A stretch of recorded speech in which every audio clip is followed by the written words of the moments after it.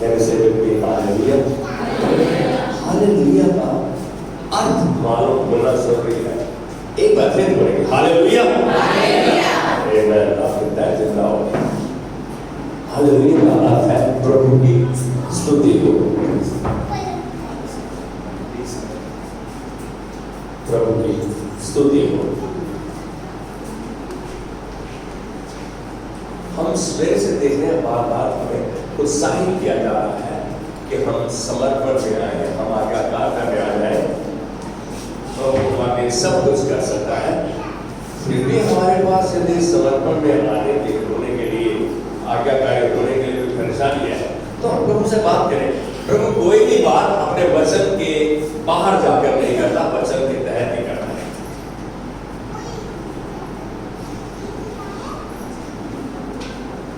कोई मुझको बताया कि पिछला वचन जो बांटा गया वो क्या था? मुझे अच्छा लगेगा थोड़ा मुझे याद दिलाओगे तो।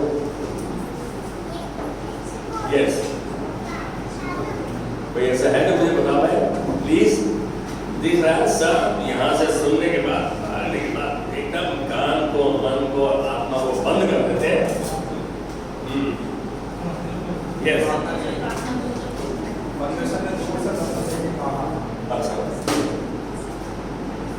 परमेश्वर प्रार्थना का उत्तर देता है। ये आंसर्स प्रेयर्स। किनको आंसर करता है, किनको उत्तर देता है वो प्रार्थना? किनको देता है उत्तर? वो झूठ बोलते हैं, नालायकी में बने रहते हैं, अपने माँ बाप का कहना नहीं मानते, कुछ नहीं करते, उनको आशीष करता है, उनको उत्तर देता है। ऐसा कहा ऋषि में परमेश्वर किसको उत्तर देता है? पता नहीं। आपको देता हूँ, हमको देता है, आपको देगा भी नहीं। जैसा कहोगे वैसा हो जाएगा।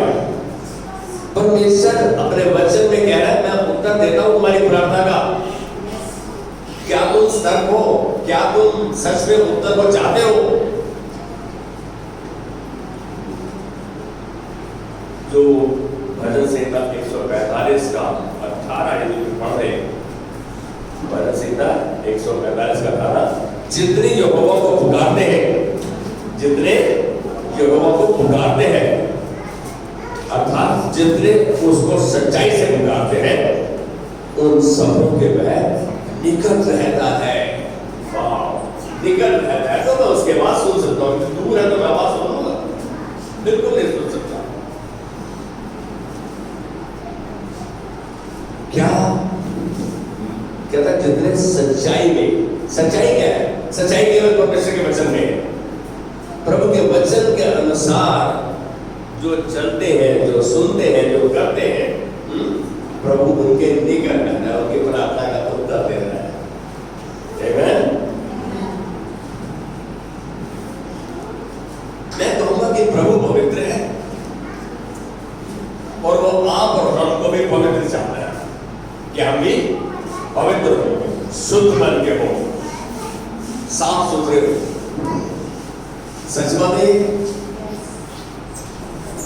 प्रभु की इच्छा यही है। उसकी इच्छा यही कि जब से हमें उसने पकड़ा है वो हमें आहिस्ता आहिस्ता साफ करता जाएगा। किसके द्वारा? अपने वचन के द्वारा।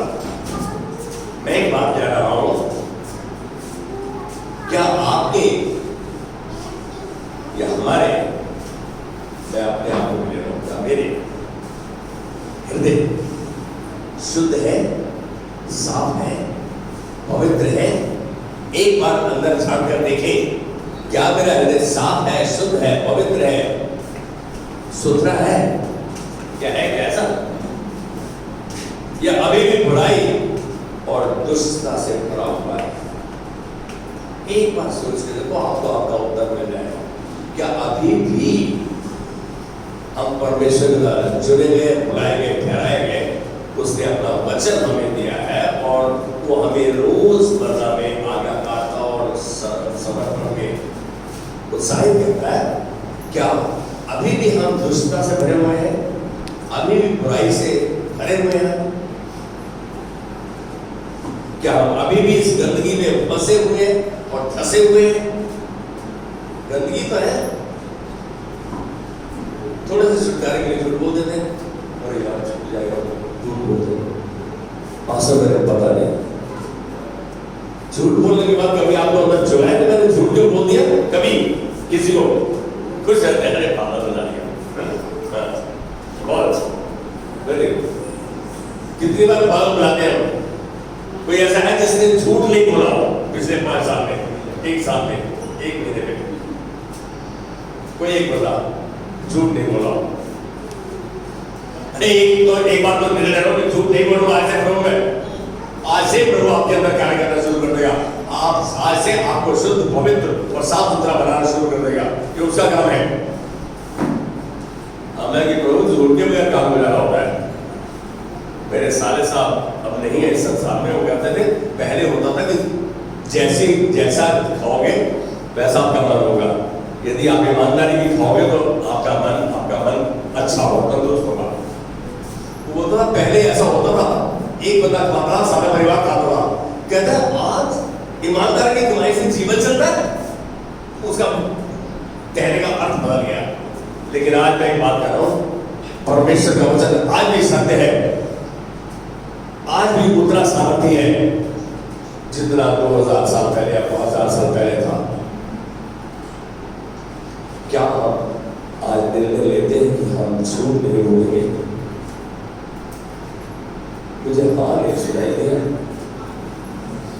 बस 5% बंदे क्या पास्टर ने आज झूठ बोल, आज एक बात, अरे परमेश्वर एक बार हाथ उठाओ, परमेश्वर आपकी मदद करेगा। आप हाथ उठाकर समर्पण को दर्शा रहे हैं। यदि सच में हम इस गंदगी में फंसे और फंसे हैं तो परमेश्वर का वचन कहता है सभी बातों से ऊपर हमारा हृदय धोखाधड़ी वाला है। Above all, our heart is deceitful। ये बात को यिर्मयाह 17:9 में कहा गया कि हमारा हृदय सबसे धोखाधड़ी वाला होता है। बोले भाई, धोखाधड़ी वाला या कोई है शुद्ध हृदय का, पवित्र मन का? कोई बात नहीं, मैं आज उंगली नहीं उठाऊंगा, लेकिन आज वचन की सच्चाई जरूर आप तक लेकर आऊंगा। सच यही है कि एक मसीह रूप में आप एक अलग किए हुए बर्तन है। आप जब परमेश्वर ने आपको चुन लिया और आप मसीह बन गए हैं तो आप एक चुने हुए बर्तन हैं। You are a chosen vessel. समझते आप इस बात को? जब चुने हुए हैं तो काय के लिए चुने गए? चुने हुए को ही प्रभु इस्तेमाल करेगा। 2 चीजों में, जब हम अपने इच्छा से उसके वचन का पालन करते हुए, ईमानदार से चलते हुए, समर्पित रखेंगे अपने आप, वो इस्तेमाल करेगा। वो तैयार भी करेगा, इस्तेमाल भी करेगा। परमेश्वर के लिए सच्चाई और धार्मिक रूप से जीवन जीने के लिए बुलाए गए हैं। परमेश्वर के लिए सच्चाई में और धार्मिक रूप से जीवन जीने के लिए बुलाए गए हैं हम।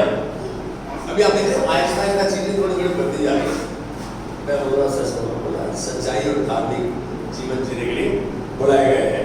बुराई और दुष्टा को आपके हृदय में पाया नहीं जाना चाहिए, बुराई को और दुष्टा को। आज एक बात बोलो, मैं किसी को गलत देखता हूं, मैं तो बहुत बार देखता हूं। क्या मैं उसको उखाड़ूं? क्या उसको उखाड़ूं? क्या उसको उसके मुंह पर कहूं तो तुम गलत हो? सच बताओ, किसी कमी पेशी को बोलना कि तुम गलत हो? अरे मालूम है आशु सो गई, क्या मैं बोलूं कि आशु तुम भी चोर हो मेरे साथ? अच्छा लगेगा? नहीं। परमेश्वर का वचन कहते हैं दूसरे के पाप को ढांपता है वो प्रेम को बढ़ाता है।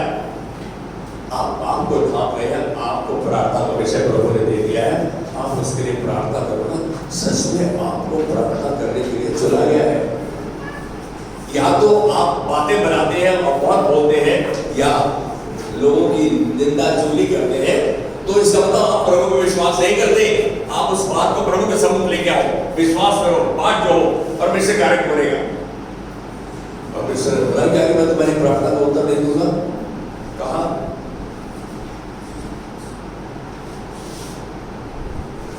आज एक चीज की जरूरत है, क्या मैं सच में दूसरे की कमी को देखकर बुरा महसूस कर रहा हूँ? मुझे जो मिला है तो मैं प्रार्थना करूँ, मैं प्रार्थना करूँ।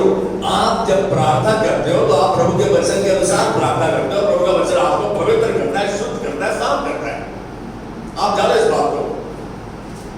आपको कौन शुद्ध कर सकता है? प्रभु का वचन। दाऊद इस बात को कहता है तेरा वचन मैंने अपने हृदय में सजो लिया है कि मैं तेरे विरुद्ध पाप ना करूं। तेरा वचन मेरे पांव के लिए दीपक और मेरे राह के लिए उजियाला है। जब है तो फिर मुझे मानने में क्या परेशानी है? मेरी बात को समझ रहे हैं?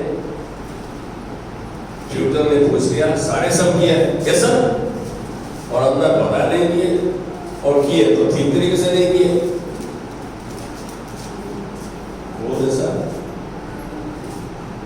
अच्छी तरह नहीं किए, डांटेगा ना। लेकिन क्या हमें सच बोलने की आदत है? आज प्रभु चाहता है कि हम सच्चाई से और खराई से चले, ताकि वो हमें पवित्र भी करे और अच्छे अवतार की तरह हमें तैयार भी करे। यहां हम देख रहे हैं कि जब इस पाप को, दुष्टता को हमारे अंदर नहीं रहना चाहिए, हमें नहीं रखना चाहिए, वचन के द्वारा अवश्य ही शुद्ध करना चाहिए इसे। मत्ती 5:8, मत्ती 5:8 यीशु मसीह के मुख के वचन थे। मत्ती 5:8 बोल रहे हैं, धन्य है वे जिनके मन शुद्ध है, धन्य है वे जिनके मन शुद्ध है, क्योंकि वे परमेश्वर को देखेंगे। धन्य है वे जो क्या है? मन के शुद्ध है, वे परमेश्वर के क्या करेंगे? परमेश्वर को देखेंगे, उसके दर्शन को पाएंगे, उससे बातचीत करने पाएंगे, परमेश्वर की आवाज को सुनने पाएंगे। जरूरी है, अगर नए जन्म में होने के बाद आपका नया जन्म हुआ है ना, अगर नए जन्म में होने के बाद भी आपका हृदय अभी भी बुरी वस्तुओं के लिए लोभ से भरा हुआ है, लेकिन नए जन्म होने के बाद भी अभी आपका जीवन लोभ से भरा हुआ है, तो कुछ गलत है। मेरी बात को समझो। जब नया जन्म हो गया तो आपको वचन के साथ संगति करनी है, आपको वचन को पढ़ना है, आपको वचन को समझना है। यदि नहीं समझ में आ रहा तो अपने आदमियों को परेशान करो, अपने मामा पापा को पूछो।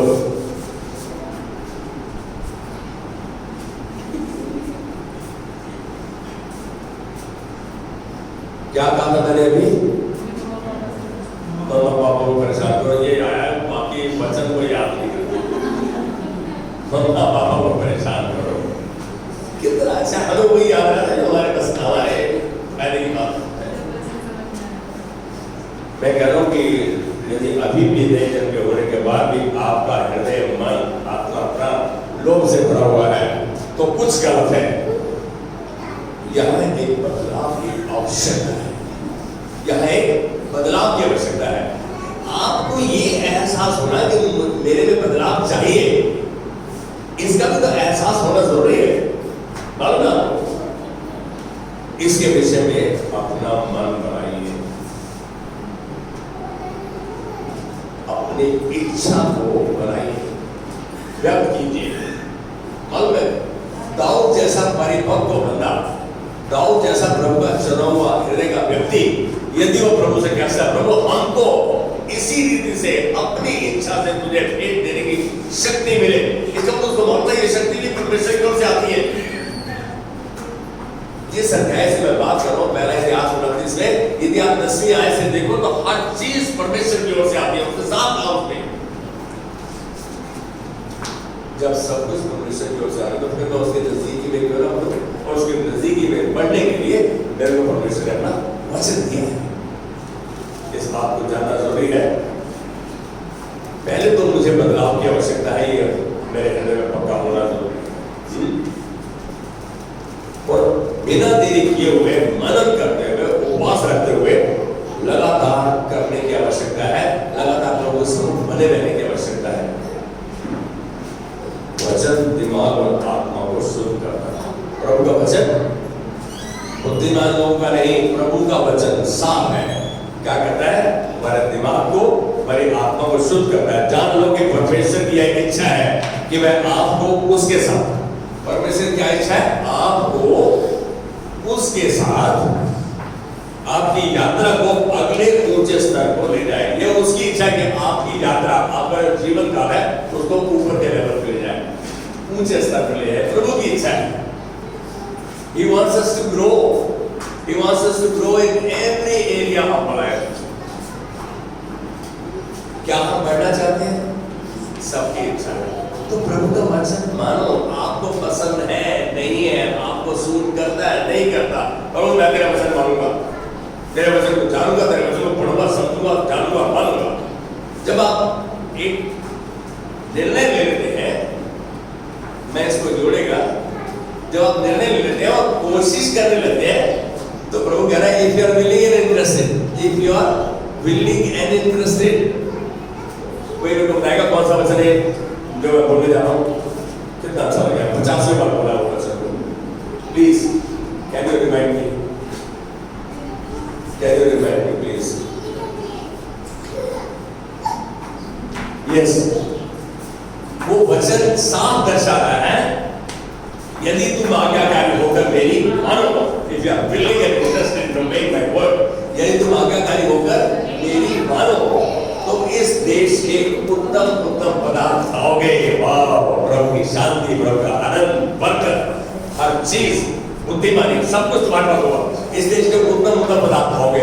Willingness is one part. आपके इच्छुक होना एक सबसे मुख्य हिस्सा है। यशायाह 1:19 है, जरूरी है our willingness to know the word of God, to draw near to God। हमारी इच्छा कि हम प्रभु के वचन को जाने, प्रभु के वचन को समझे, प्रभु के वचन को माने। उसके बाद उसका रोल आता है। मालूम है आज हम क्या चाहते हैं? प्रभु को चंगा करना, आपने तरक्की तरह ये करते वो कर सकते। आपने प्रभु को कॉस्मिक बॉय बना दिया, जहाँ ये कर। ध्यान रखो, प्रभु आपको सब कुछ देना चाहता है, लेकिन वो चाहता है कि हम उसके प्रति समर्पित और आज्ञाकारी रहें। यानी से परमेश्वर की इच्छा है कि वो आपके जीवन को अगले स्तर पे ले जाए, ऊंचे लेवल पे ले जाए। ये उसकी इच्छा है। किंतु आपको उस बुरे जीवन शैली को छोड़ना होगा, जो गलत चीजें हैं, जो प्रभु के वचन के अनुसार नहीं है। झूठ बोलना, जो कि एक बहुत रूटीन है हमारा। क्या है? कितने प्रचार होता है और हाँ जी खोल के बोलते हैं हम। फिर प्रभु से शिकायत करेंगे, यदि झूठ बोलना है, करेक्ट करना है, निंदा चुगली करनी है, तो परमेश्वर आपके जीवन में नया कार्य नहीं करेगा। जान लो, वो साहब कह रहा बीती हुई घटनाओं का स्मरण मत करो, नए प्राचीन काल की बातों पर देखो। मैं नई बात करने जाता हूँ, वो अभी प्रकट होगी। क्या तुम इससे अनजान रहोगे? प्रभु कहता पुरानी बातों को छोड़ो, नए जीवन में नई चीजें, नए स्तर पे आना चाहते हो, तो पुरानी गंदी बुरी बातों को छोड़ना होगा। पवित्र शास्त्र इब्रानी 12:1 में कहता है, इब्रानियों के 12:1 में, हिब्रू कोई बात नहीं, क्या करो? अच्छा बच्चा है, अच्छा बच्चा है, चलो मम्मी पापा चलो शाबाश, अच्छा बच्चा इधर जाओ, ये बहुत अच्छा बच्चा है, ऐसे इससे अच्छा कोई बच्चा ही नहीं है, खेल बस। आपको एक सच बताऊं, एक पास्टर का बेटा पास्टर बसन बांध रहे थे और वो पीछे स्टेज से कूदे, कूदा आगे से। पास्टर को अच्छा लगा, पास्टर का बेटा, बाकी छुट्टी क्या करेंगे, बाकी छुट्टी करने तो उनको बैठो बैठो बैठो है। तो पास्टर ने एक थापड़ मारा उसको, क्या कर रहा है, तो मेरी बेइज्जती करा रहा है, क्या कर रहा है। बड़े पास्टर ने कहा कि हम उसको कौन सा माहौल दे रहे हैं, क्या आजादी का माहौल दे रहे हैं पढ़ने का? थोड़े दिन में आहिस्ता आहिस्ता वो प्रभु के वचन को सुनने लगेगा, स्तुति आराधना करने लगेगा और उसी माहौल में आ जाएगा। हम उसको थोड़ा सा आदत में प्यार से समझाएंगे, बिल्कुल बोल देगा। बदलाव की आवश्यकता है हमें, वो बदलाव के लिए हमें इच्छुक होना जरूरी है। इब्रानियों 12:1 पे पढ़ेगा, Anyone, please? Yes.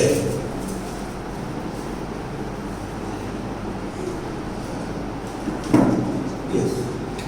इस कारण जबकि गवाहों का ऐसा बड़ा बादल हमको घेरे हुए है, तो आओ हर एक रोकने वाली वस्तु और उलझाने वाले पाप को दूर करके फिर दौड़ जिसमें हमें दौड़ना है, धीरज से दौड़ें। Amen. यहाँ कह रहा है कि गवाहों का बादल, मतलब गवाहियां हम सुनते हैं बाइबल में। यदि आप 12वें अध्याय में से 11वें में हिब्रू में देखो तो विश्वास के योद्धाओं के बारे में बताया है कैसे उन्होंने विश्वास की दौड़ दौड़ी। यहाँ साफ कह रहे हैं कि गवाहों का बादल, ऐसा बड़ा बादल हमको घेरे हुए है। कह रहे तो इसलिए जब हम देख रहे हैं गवाहियां हुई हैं, परमेश्वर कार्य करता है, आओ हर एक रोकने वाली वस्तु और उलझाने वाले पाप को दूर करके वह दौड़ जिसे हमें दौड़ना है, धीरज से दौड़े।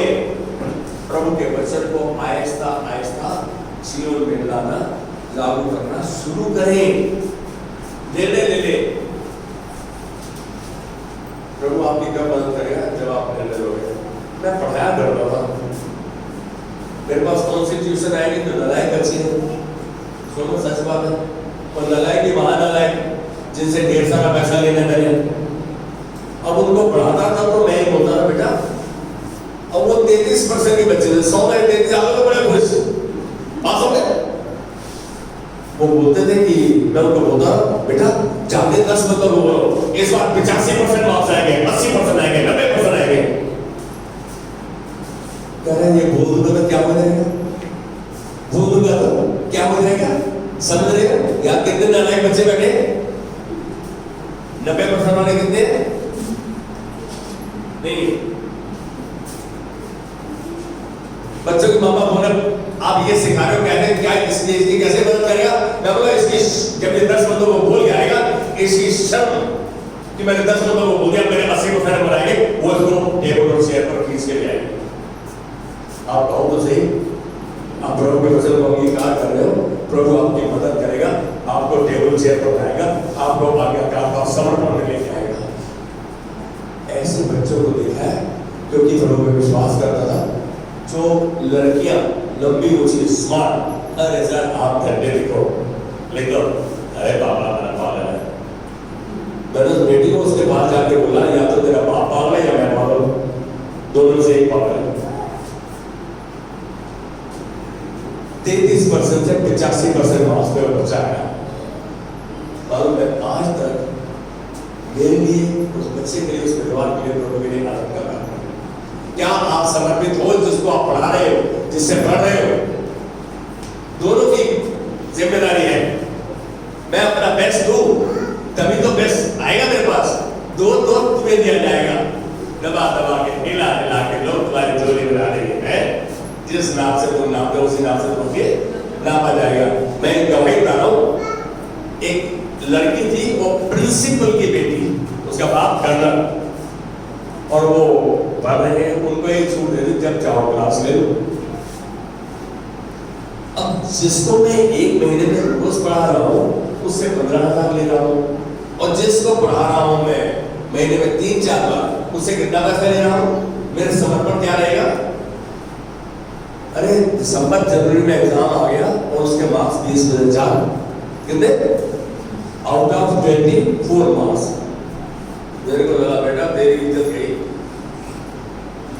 तो अब तो फेल हो गया। मैंने रात को सोच लिया कि सवेरे को बोलूंगा मेरे पास टाइम नहीं है, रात का, शाम का, दिन का, मेरे पास अभी सवेरे 4 बजे टाइम है। कितने बजे का? 4 बजे टाइम है। मैं बोले या तो बोलेंगे ठीक है, मैं छूट गया, मेरी जिम्मेदारी खत्म हो जाएगी। अब उसके माँ बाप को मैंने बुलाकर बोला कि मेरे पास दिन का टाइम नहीं है, क्योंकि आपका बच्चा रेगुलर नहीं पढ़ता, तो इसलिए मेरे पास टाइम नहीं है, सवेरे 4 से 6 का टाइम है मेरे पास। वो लड़की ने मना कर दिया, सॉरी मैं नहीं सवेरे पढ़ूंगी अपने माँ को। उसकी माँ को मालूम था, उसकी माँ बहुत छानबीन करके हमारे घर पे आएगी। उधर रितिका यू विल, आप पढ़ोगे। मैंने उसको पढ़ाना शुरू किया, फंस गया मैं। सुबह 4 बजे जाने के लिए, पहुंचने के लिए मेरे को कितने में घर से उठना पड़ेगा? कम से कम 3.25 साल मिनिमम। उस बच्चे को पढ़ा रहा था वो बच्चा थोड़ा हठीला था, अकड़ू था, बहुत स्मार्ट लड़के थे, मेरे को नहीं आता है, मैंने कसम लिया। अब उस बच्चे के माता पिता बिल्कुल साथ वाले कमरे में सोए हुए थे, एसी चल रहा। मैं उस दिन शायद अपना आपा हुआ, मतलब तू नहीं, तेरा बाप भी और तेरी माँ भी यहाँ बैठ के करोगे इसको, जब तक 2 बार 3 बार चैप्टर को नहीं करते ना ऋषभ को छोड़ूंगा नहीं तुमको। अब वो काम उसके बाद तक पहुंची, मैं बोला मैं छूट जाएगा, उसका बाप को सर आप जाओ, ठीक है ना। या ये बच्चा करेगा सवेरे 4 बजे का पहुंचा, 7:15 बज गए और उस बच्चे जब कंप्लीट कर लिया 3-4 में होना कर लिया, तो मैंने बोला ठीक है बेटा। उसका पापा है, रितिका गो इनसाइड, अंदर जाओ। मालूम है उसने क्या किया? मैं तो सोच रहा था मेरे को हाथ जोड़ेगा सर, उसने ऐसे किया कि जो आपने किया मैं नहीं कर सकता, आप हो नहीं, मैं उतना सख्त नहीं हो सकता। कहता मैंने आपके शब्द सुने। क्या आप परमेश्वर हमारे साथ सख्ती करता है? आपको अनुशासन में लाने के लिए सख्ती करता है, वो डंडे का इस्तेमाल भी करता है, लेकिन प्रभु का हृदय क्या है कि वो आपकी दौड़ में, आपके जीवन में आपको ऊंचे स्तर पर लाए, आपको प्रमोट करे, आपको उभारे, आपको अपनी महिमा का पात्र बनाए, लोगों के लिए गवाहों का बादल है, गवाह बन जाए। क्या सच में आप चाहते हैं प्रभु हमारे जीवन में कार्य करे? तो उसके वचन को हम पहला स्थान दें, उसके वचन को पहला स्थान दें। जो वचन को पहला स्थान देता है, परमेश्वर को पहला स्थान दे रहा है, परमेश्वर उसको नीचे में उच्च समय में बढ़ाएगा। इसका वचन कौन सा वचन है? पहला पत्रस 5:6 कह रहा है परमेश्वर के बलवंत हाथ के नीचे दीनता से बने रहो, जिससे मैं तुम्हें उचित समय पर बढ़ाए, बने रहो। Very important. परमेश्वर हमारे लिए कुछ करना चाहता है, लेकिन वो हमसे आशा करता है कि हम आगे आगे समर्पण में बने रहे। कैन यू से आमेन विद मी?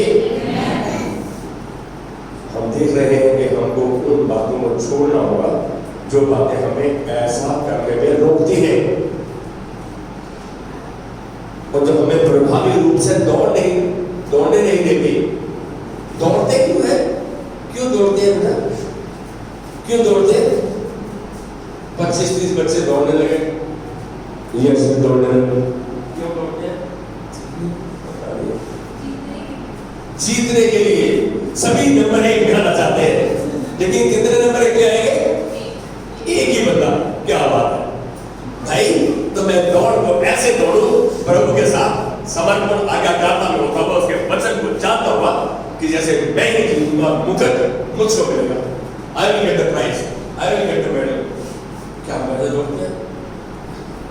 सच बताओ, अपने जीवन में खेल के बताना है। First star, second, third star होती है दौड़ में। हम लोग क्या करते हैं जब दौड़ रहे होते हैं, हंस के उसको भी रोक देते, दौड़ से रोक देते भाई। नहीं, हम निपुण दौड़ में। क्या आज आपकी दौड़ क्या है? प्रभु के साथ चलना, प्रभु की आज्ञाकारिता में होना, समर्पण में होना, एक दूसरे के साथ मिल के चलना, ये है।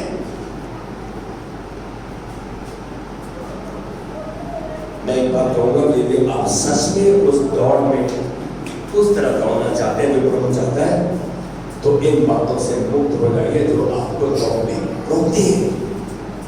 यूहन्ना 14:30 इसमें यीशु ने कहा, इस विश्व का राजकुमार आता है और उसका मुझ पर कुछ नहीं। हमें संसार में रहना, जो हमें लालसाएं, इच्छाएं, हमारे जरूरतें, हमारे और ये चीजें करेंगे, हमें कर सकता है। आप ये देखो प्रभु आपसे क्या चाहता है, संसार आपसे क्या चाहता है, उसको क्या लगेगा, ये क्या सोचेगा, वो क्या सोचेंगे, इस बात को छोड़ दो। जब हम इन बातों में पड़ जाते हैं तो हम ढीले पड़ जाते हैं, लेकिन मेरा परमेश्वर मुझसे क्या चाहता है, जब हम इस बात में अपने आप को केंद्रित करते हैं तो प्रभु हमें तैयार भी करता है, इस्तेमाल भी करता है। बेटा आप दूसरों के लिए जी रहे हो, अपने लिए जी रहे हो। तुम्हारा स्विच किसी और के हाथ में है, तुम्हारा स्विच किसी और के हाथ में है। दिवाली हाँ या ना कहने में सामर्थ्य है, हम दिवाली जाते हैं। जब आपका स्विच आपके हाथ में, तो प्रभु के वचन को आपके स्विच को ऑन ऑफ करने दो। आपको आगे पीछे, आपको प्रभु के वचन आपका स्विच हो जाए। जब भी फंस जाओ, जब भी ऐसी परिस्थिति आ जाए, प्रभु के पास आ जाओ, उसके वचन के पास आ जाओ। प्रभु ऐसी परिस्थिति में तू होता तो क्या करता? प्रभु आपको उत्तर देगा, आपकी मदद करेगा। उन बदलावों पर ध्यान दीजिए जो पवित्र आत्मा आपको करने के लिए दर्शाता है और निर्देशित करता है। वो बातें जो प्रभु आपको दर्शाता है, पता है हमें अंदर से मालूम है कि हमें क्या चीजों की बदलाव की आवश्यकता है, हमें क्या गंदगी को निकालने की आवश्यकता है। हम उसको प्रभु के हाथ में देंगे। प्रभु तेरा कहा मालूम है, प्रभु आपकी मदद करेगा। सुधारों को ग्रहण कीजिए वचन के अनुसार। यह सब इसलिए कि आप अपने लिए परमेश्वर की योजना को महिमा देते हुए बिना गलती किए पूरा करते जाओ। परमेश्वर की योजना को बिना गलती इसलिए पूरा करते जाओ। किसी भी बोझ या किसी भी पाप को अपने आप से चिपकने मत दो। पाप को चिपकने मत दो। ऐसे कैसे हो जाएगा? पाप चिपक जाता है ना। किसी को खाने का आता है, सामने खाना है, पेट भर गया है, फिर भी और ठूस जाता है, तो मैं चिपक रहा हूं उसके साथ। कोई काम नहीं करता है, मैं झूठ नहीं बोल रहा, फिर भी बोल देता हूं, तो चिपका हूं ना उसके साथ में, तो क्या उससे अलग हो सकता हूं? क्योंकि पाप परमेश्वर के साथ चलने में हमें रोकता है। Sin stops our walk with God. पाप जो है परमेश्वर के साथ हमारे चलन को रोकता है। हम इसलिए छोड़े ताकि हम जीवन में तेजी से उन्नति कर सके। That we may grow fast. हमें दिख रहा है क्या झूठ नहीं बोलेगा तो क्या है, चलेगा चलेगा। कब तक जियोगे? ये घर में बहुत काम करता है ना। मामा बोलते तो ये बाबा बोलते तो ये बाप बोलते तो। कई बच्चे ऐसे जो आगे बैठे हैं, मम्मा बोले सीना को और सच बताओ, परमेश्वर यदि मुझको बोले तो मैं मम्मा इसको भेजो, जीतू को भेजो, सतीश को भेजो, क्या वो उचित है? मुझको कहा गया है मैं करूं। प्रभु ने जिस कार्य को मेरे हाथ में दिया मैं उसको विश्वास योग्यता व्यापार के साथ ईमानदारी से करूं। ये प्रभु चाहता है। याद रखिए, रोमियो 6:14 में कहता है तुम पर पाप की प्रभुता न होगी। कब? जिस क्षण आप कहते हैं नहीं, पाप आप पर हावी नहीं होगा, पाप आपका नियंत्रण नहीं लेगा, पाप आपको पकड़ नहीं पाएगा जब आप ना कर देंगे उसको। मुझे नहीं मालूम यहाँ पे सरकारी बैंक में काम करता है, कल को पक्का हो गया और 2 लाख की घूस आ रही है। यार ये थोड़ा सा एक शब्द चेंज कर देना इसमें, कहते हो ये 2 लाख रुपया मौजा हो गया। हम यही करते हैं कि हम ऐसी चीज से ऐसे चिपक जाते हैं और स्लिप कर जाते हैं कि हम गिरे हुए उठ नहीं पाते, फिर हम फंसते जाते हैं। कीचड़ है ये। सच्चाई में चलो, ईमानदारी से चलो। देखो प्रभु आपका साथ देता है कि नहीं देता। यहाँ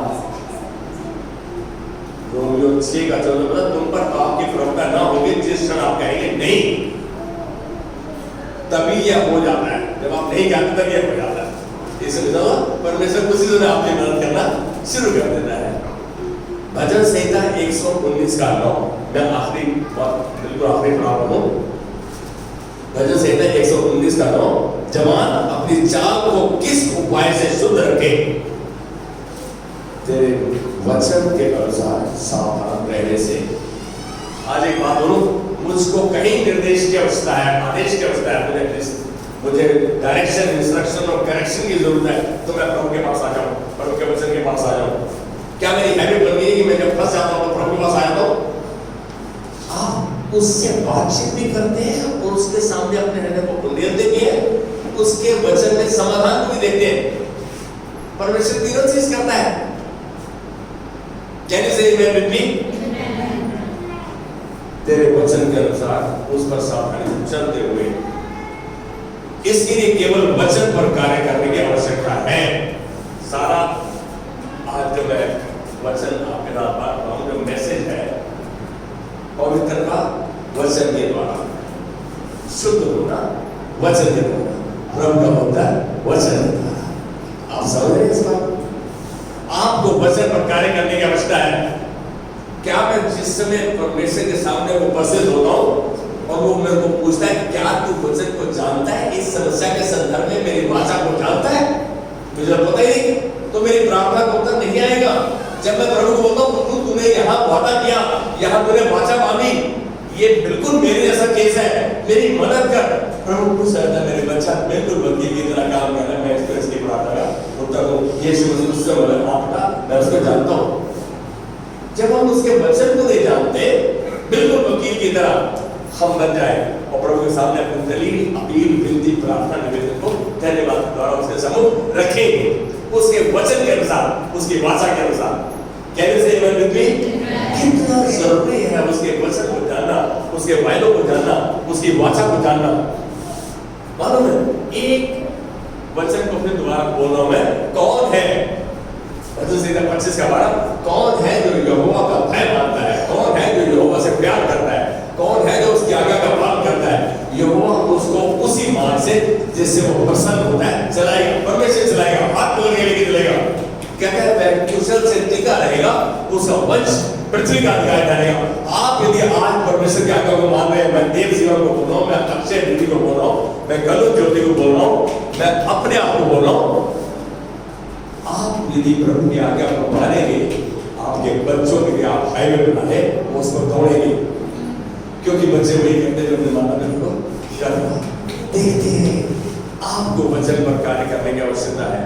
कार्य करने का मतलब obeying the word of God, प्रभु के वचन पर आज्ञाकारिता चलने की आवश्यकता है। इसलिए परमेश्वर के वचन की ज्योति में जीने को अपने जीवन का कार्य बनाइए। मैं दोबारा बोल रहा हूं इसको, परमेश्वर के वचन की ज्योति में जीने को अपने जीवन का कार्य बनाइए।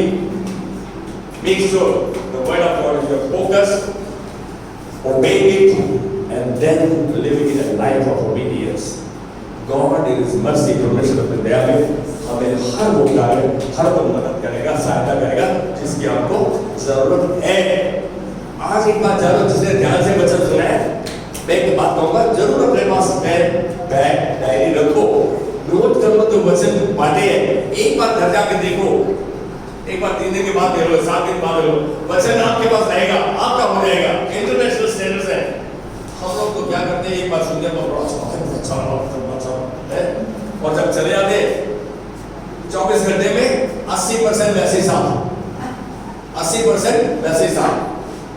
आप अपने आप देखते हो कितना आपको डायरी के पीछे देखना होता है, क्या पास क्या बना लेते हैं, हमें कितना जाना है। आप यदि सच में प्रभु के वचन को प्राथमिकता दे रहे हैं, प्रभु आपको कहीं बीच में नहीं छोड़ेगा, आपका हाथ पकड़ के लेके चलेगा, आपके बच्चों को आशीष करेगा और वो पृथ्वी के अधिकारी ठहरेंगे।